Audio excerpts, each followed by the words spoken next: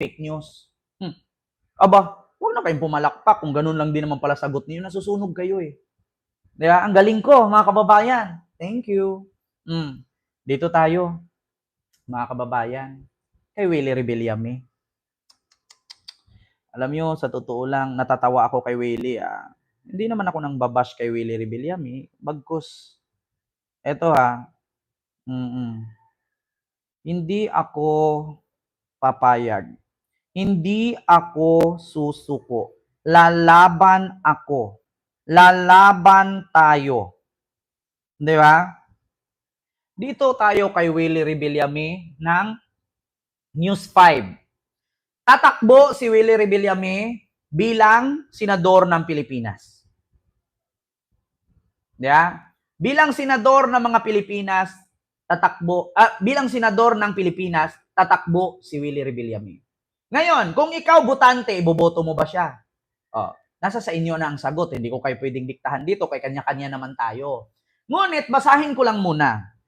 Ang tanong ko lang, sabi ni Willie Rebillame, quote, News 5. Ang tanong ko lang, hep-hep, hooray. Pag nag-away kami sa Senado, tama na. Hep-hep, hooray! 5,000! Pag nag-away-away kami ni Natulpo, bigyan ko ng jacket yan. Putang inang yan.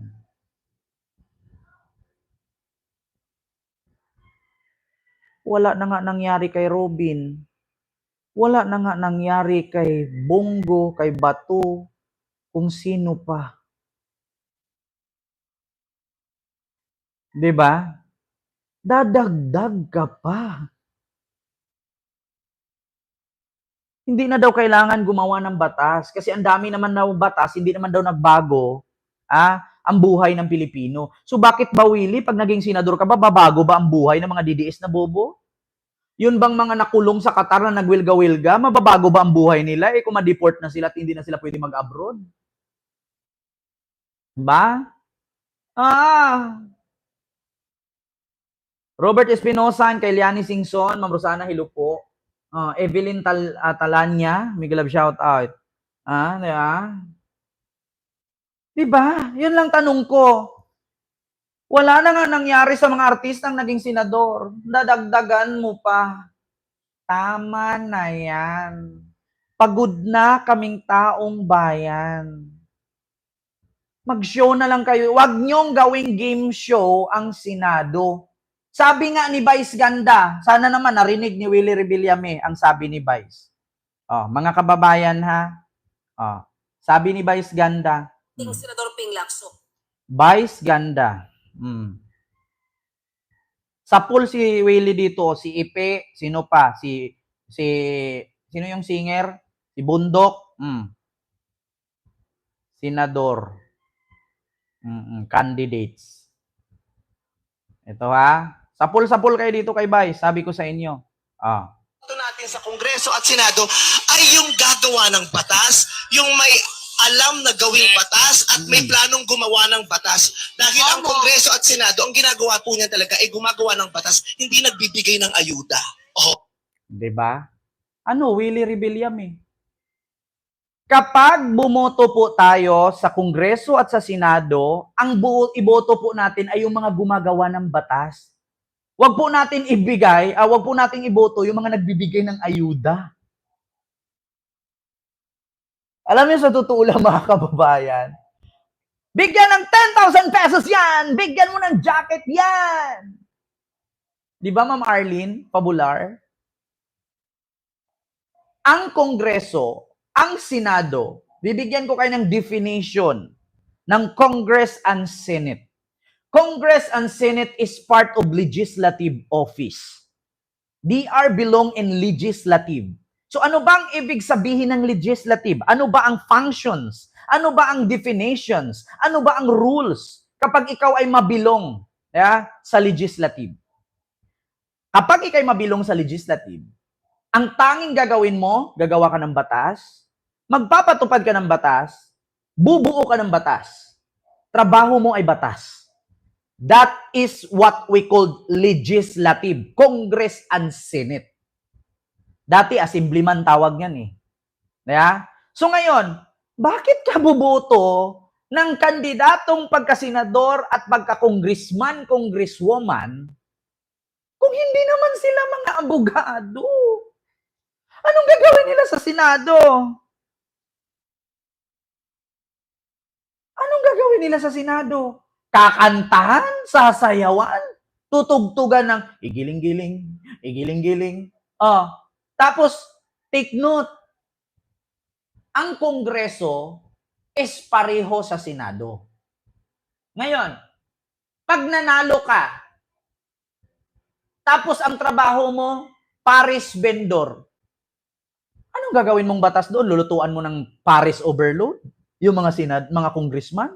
Pakainin mo ng Paris? Ang lalaki na nga ng mga tiyan yan. Lulubo lalo kay puro taba ang halo ng Paris. Ano yon? Congress with Paris overload? Tatakbo kang kongresista. Ang trabaho mo, content creator sa TikTok. Pag naging congressman ka, anong batas ipapagawa mo? Rules and regulation bilang content creator? Anong gagawin mong batas kung content creator ka? Tatakbo kang congressman. Sasabihin mo, tignan mo ang rate ng Maynila at probinsya. Magkaiba. Magkaiba naman talaga. Hindi mo naman pwedeng ipantay ang rate ng minimum wage sa probinsya at minimum wage sa city. Bakit? Sa city, maraming negosyo. Sa probinsya, walang masyadong negosyo. Ba't mo tataasan ang minimum wage nila?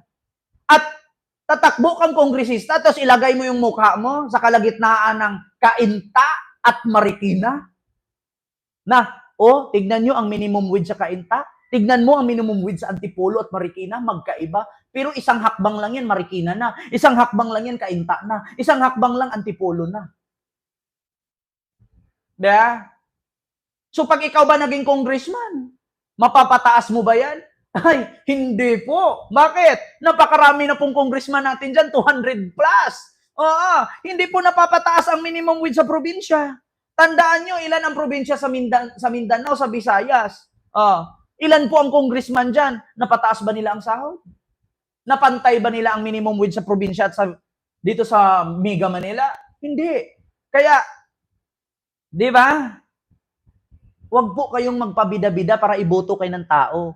Ako, si Kent Garcia. Napansin ko lang, ang Cainta, Antipolo, Marikina. Pareho lang sila ng sahod. 500 plus lang po ang minimum wage nila. Bakit? Isang hakbang mo lang yan, Manila na. Bakit iba ang minimum wage nila? Huwag niyo pong ihalin tulad ang Marikina at Manila City. Ang Marikina, wala po yan ng mga building na katulad na meron sa Maynila. Huwag niyo pong ihalin tulad ang Marikina, Cainta at Antipolo sa Makati. Sa Makati, maraming building. Ano makikita mo sa Antipolo? Maraming puno. At binabasihan po dyan yung era. Paano ka magpantay ng sahod ng Antipolo at sahod ng Maynila kung ang era ng Antipolo ay maliit compare sa Manila?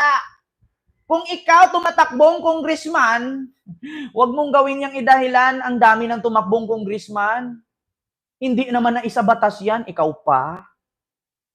Payamanin mo muna yung probinsya bago mo pataasin yung minimum wage nila.